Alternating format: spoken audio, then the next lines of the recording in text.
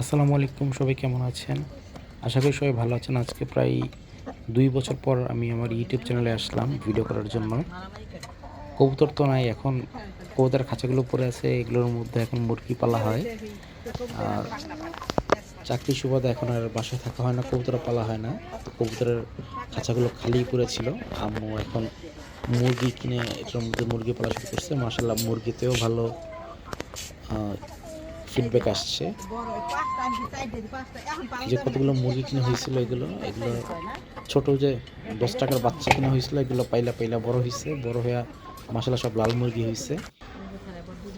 আর এটা হচ্ছে আমার কবুতরের আলাদা একটা রুম, যে রুমটার মধ্যে আমি মাঝে মাঝে ব্রিড করতাম। এটার মধ্যে কিছু দেশি মুরগি কিনে দিছি।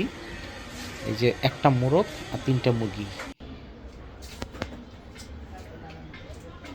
এই যে এখানে 2টা মুরগি একসাথে ডিম পাড়ছে, ডিম পাইরা এখানে বসছে। মজার ব্যাপার হচ্ছে 2টা মুরগি একই জায়গায় ডিম পাড়ছে আর একসাথেই বসছে। 2জন ভাগযোগ করে দেয়। ব্যাপারটা অনেক মজার, কবুতরের মতো। কবুতর যেমন হচ্ছে এক পেয়ার ভাগযোগ করে ডিম দেয়, এখানে মুরগিও হচ্ছে 2টা মিলে একসাথে ভাগযোগ করে ডিম দেয়। আম্মু বললো যে ডিমগুলো একটু চেক করে দেওয়ার জন্য, এই জন্য আসছি আজকে ডিমগুলো চেক করে দেওয়ার জন্য। এখন মুরগিগুলোকে উঠে এগুলার ডিমটা একটু চেক করবো।